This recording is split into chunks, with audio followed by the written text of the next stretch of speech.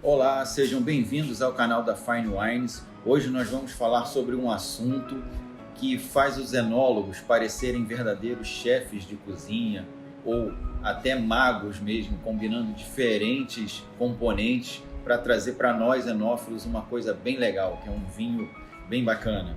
E nós vamos falar sobre os vinhos de corte.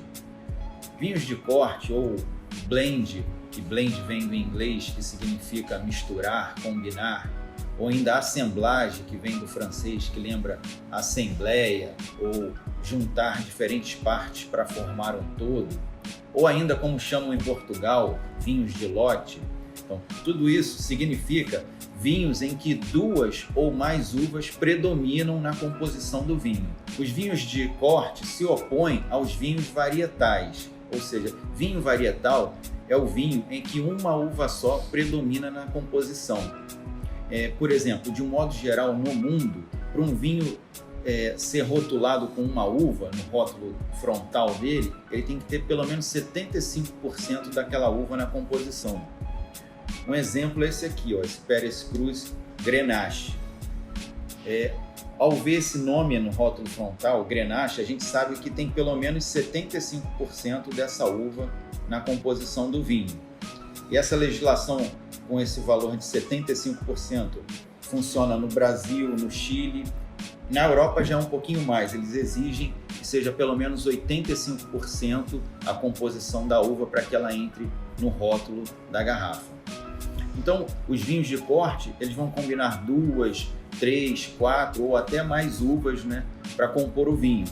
É que a gente até chama assim de vinho bivarietal, trivarietal ou polivarietal quando são várias uvas. O conceito que envolve o vinho de corte é o seguinte: utilizar as diferentes características de cada uva para compor uma receita, né, uma composição de vinho que seja harmônica.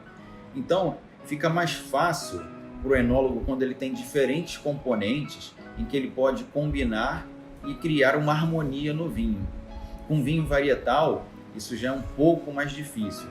Mas aí tem algumas pessoas que perguntam: os vinhos de corte sempre são melhores que os vinhos varietais? E isso é um mito, eu digo que não, né? Porque tem vinho bom e ruim, tanto varietal quanto de corte. Depende muito da mão do enólogo, como ele vai fazer. Então a gente vai encontrar excelentes exemplos nos dois casos. Então, outra característica que diferencia vinho varietal e vinhos de corte é que no vinho varietal, normalmente na garrafa, você vai perceber aromas, sabores, texturas que identificam especificamente uma uva. Nos vinhos de corte, isso normalmente não fica tão claro o estilo de uma uva, mas sim o estilo de uma região, o estilo do corte. E normalmente os vinhos de corte, eles são feitos da seguinte forma: se faz um vinho de cada uva, por exemplo, um corte bordalês, se faz um vinho de Cabernet Sauvignon, um vinho de Merlot, um vinho de Cabernet Franc. E aí depois se mistura, depois dos vinhos prontos, o enólogo vai ver as proporções ideais e aí mistura aqueles vinhos já prontos. Existe também alguns vinhos de corte em que são feitos misturando as uvas. Então, as uvas já são fermentadas juntas, o vinho já é produzido com a mistura das uvas. Mas isso é muito mais raro e difícil de acontecer.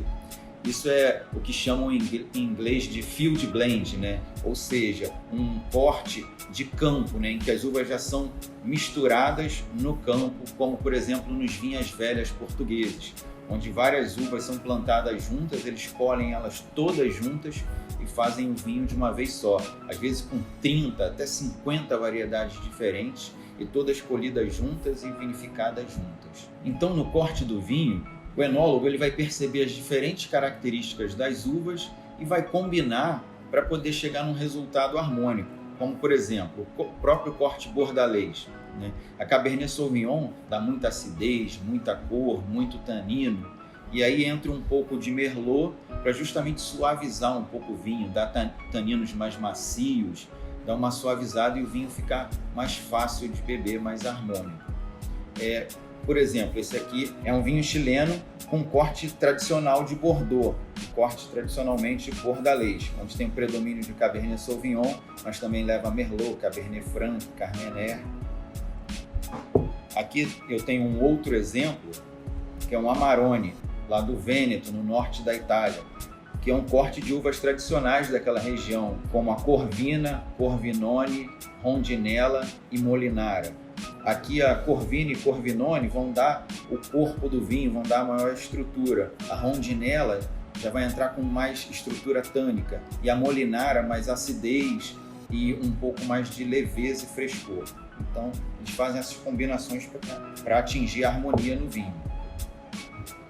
Aqui, por exemplo, é um vinho português que tem 8 castas diferentes. Então aqui tem Touriga Nacional, Touriga Franca, Tinta Amarela, Tinta Roriz, Tinta Francisca, Sousão. Então são 8 castas que combinadas vai se chegar no resultado do vinho, né? E por último aqui um exemplo de vinho branco em que tem 2 castas diferentes, Antão Vaz e Arinto. Aqui a Antão Vaz entra com mais corpo, com mais aromas de frutas, Arinto já vai dar mais acidez, mais frescor, tornando o vinho até mais longevo. Então a gente viu aqui alguns exemplos que mostram que a França tem regiões como Bordeaux, o sul do Rhône, em que tem vários vinhos de corte, né, muito emblemáticos. Na Itália, no Vêneto, no norte, a gente percebe que tem vinhos de corte bem emblemáticos. E também Portugal, de um modo geral, quase todo o país tem muitos vinhos de corte feitos com aquelas castas tradicionais de Portugal.